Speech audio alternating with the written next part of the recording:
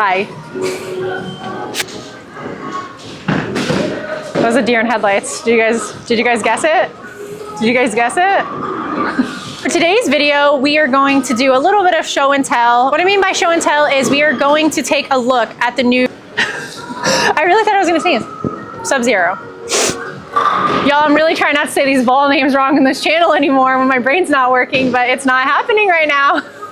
This is why I do YouTube and not live television, because I would be that person that just ends up on every meme of saying everything wrong. So today, we are going to take a look at the Subzero Forge against the Ghost. Now, I know that these are not similar. The Subzero being a big symmetric solid and the Ghost being a big asymmetric solid. But however, if you watch my last video where we showed a couple new balls, I told you guys that I was playing around with a little bit of pin down layout. I decided to try it on a Ghost, which I have previously thrown in the past that I know I like that ball.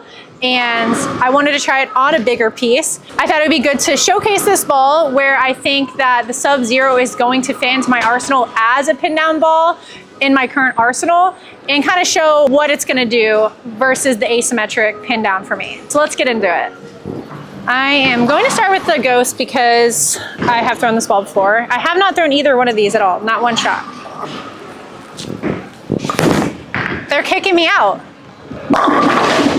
It's okay, you guys didn't want to see that anyways. So based on the ball reaction I could see before it went through the dark part of the lane, I do go pin down because it does give me a little bit more length per se in the front part of the lane for me for pin down, but very smooth down lane. So it lets me play a little bit straighter angles, especially in these bigger pieces, which is why I decided to try the pin downs on the bigger solid pieces in my line, because as we've talked about on the channel, I cannot typically throw these for longer. So we are playing around with it to see if I can get more use out of these bigger pieces in my arsenal.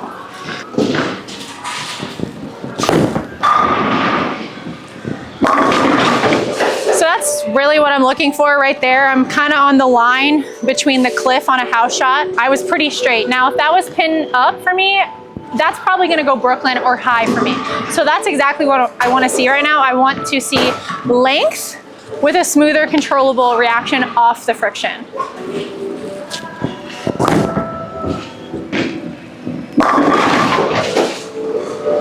All right, yeah, I like that. That's exactly what I want to see. Again, I'm not trying to really strike right now. This is exactly the ball motion I do want to see where it's smoother. I will go a little bit further into the friction as we go in the video, but let's throw the Subzero to see where it compares. I believe if I stand in the same spot, it will snap the 10 out just because it is a symmetric, which is going to store a little bit more energy for me in the mid lane and continue to roll a little bit harder for me. But let's give it a go. I'm going to stand in the same spot.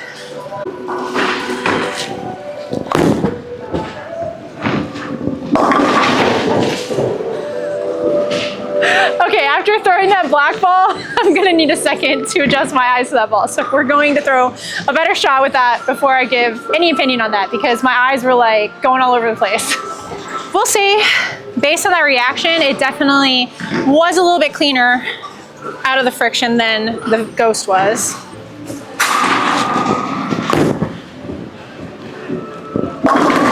Yeah, so pretty similar to where I threw the Ghost, but as you can see, it kind of goes forward a little bit quicker for me, further down the lane, so it stores up a little bit more energy, and as you saw, I tripped the 4 out versus having a late tap on the 10 or leaving the 10 pin. I figured this video would be more informative. I know there's a lot of talk about pin up, pin down, if it matters, if it doesn't matter, but it's a lot easier to just see in doing it, especially between a symmetric and an asymmetric. And just from that, you can see I definitely get a little bit more back end angle from this. So I am going to move like 3 off of that before we go back to the Ghost to see what happens. Oh, I tugged that. Yeah, that's pinned down for me. That should have hit the 7 pin in the face. So, although it's good for the ball reaction we are looking for pin down, I need to throw it better.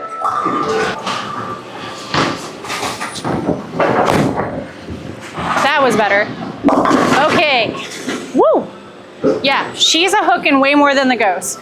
But before we throw this shot again, let's throw the Ghost in that same spot, make the 3, and see if it's a little lazy down lane like I think it's going to be.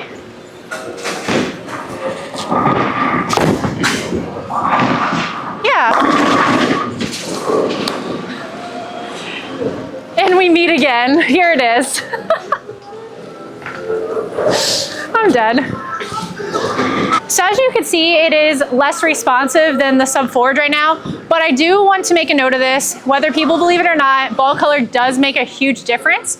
So I will say, from what I've seen from white colored bowling balls, they do typically hook a little bit earlier in their front just because of the type of pigments they use to make the actual white.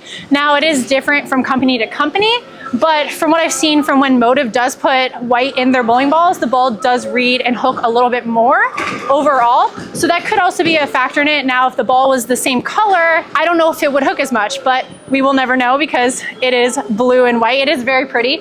But let's go back to the Sub Forge, move a couple more and see if I can hit the pocket. Yeah. Okay, so I'm gonna have to move some more.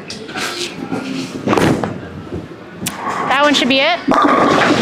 Okay, now this is also, because I am in the pin down, the whole point is so I don't have to move as far left. Now, if I was bowling on a flatter pattern where I was trying to control the mid lane as I get left, this would be great. But on a house shot, it's not gonna be great for me because I am trying to dig through the oil. So I've kind of found my boundary with that. I am going to go to the ghost and see if I can strike there. To make it clear for me, pin down is allowing me to use the friction on the lane and let the ball do more of the work versus myself having to actually create the angle.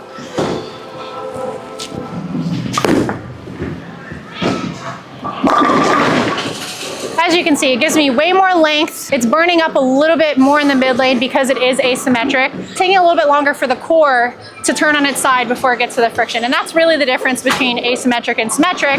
And then now to make it pin down, now that motion is just a little bit smoother for me. Another reason why pin down is a little bit smoother for me is it does cause my flare lines to get closer on top of each other. So that means I'm a little bit more end over end even when I do try to get around it. The ball's just not flaring as much. That's why it doesn't hook as much. Got that one in the oil. That's what I want to see a pin down ball do. I know you guys back home are like, oh my God, that didn't hook. That is exactly what I want to see. It was in the oil the whole time and it didn't hook. Now, if that ball was pin up, it probably would have faced up for me and maybe two pin, maybe struck. And as I just demonstrated, pin down for me is allowing me to stay further in the friction and let do more of the lane do the work, especially when I am bowling on, I wouldn't say I would use this as much on a house shot, especially with a solid. I would probably try it with pearl ball because it's still going to save up a little bit more energy for myself. But as you can see, these really get through the oil, and that's what you need sometimes on tour and some of these harder patterns. And I always try to tell people this, like, if the lane is giving you friction, don't try to do anything else. The friction is free hook. The free hook is what's going to help you get an entry angle better through the pins, but you have to get your ball in the right part, in the front part of the lane with as much oil and just let the ball do the work. So that's pretty much what pin down is doing for me.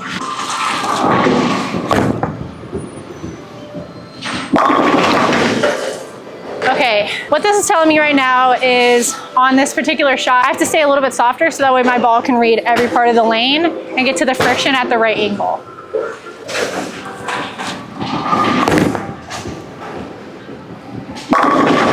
Yeah.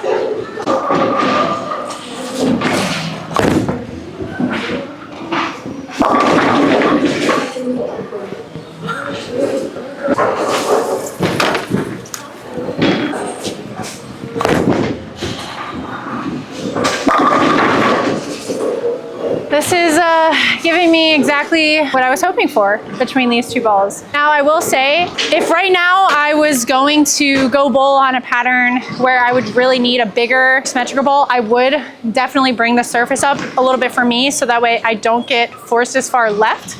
And I'd probably bring the surface of the Jackal down so that way I could use it more on the fresh, not so much as I get into the middle part of the lane.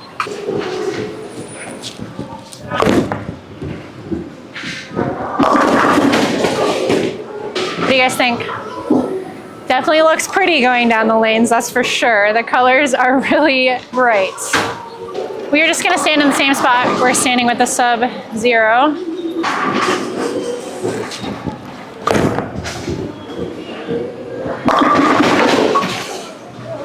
That's exactly the ball motion we want. Gave me a little bit more length in this, not as rolly, but still smooth, but forward enough in the back end, so that way it's not reading off the friction and jerking,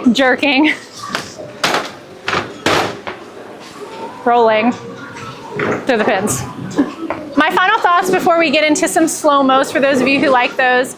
I was expecting this ball to be a little bit earlier, not give me as much hook throughout the whole entire lane. So I'm very surprised by the overall hook potential that this ball gives me, especially at a pin down. I was not expecting to have to get that far left. I do like I said, playing around with some pin down layouts that now if I have my ghost on a fresh pattern, especially on like a heavier volume or like a medium pattern that's a little bit heavier volume, that I can go to like a pin down ghost, and then if I need something a little bit more rounder and cover a little bit more boards, I can go to the Subzero. So if you are a Motiv fan and you are motivated and you like the forge line, and go ahead and check this Subzero forge out at your local pro shop. And thank you again to Motiv and Maple Lanes for allowing us to give you guys these awesome videos. We will see you guys on the next one.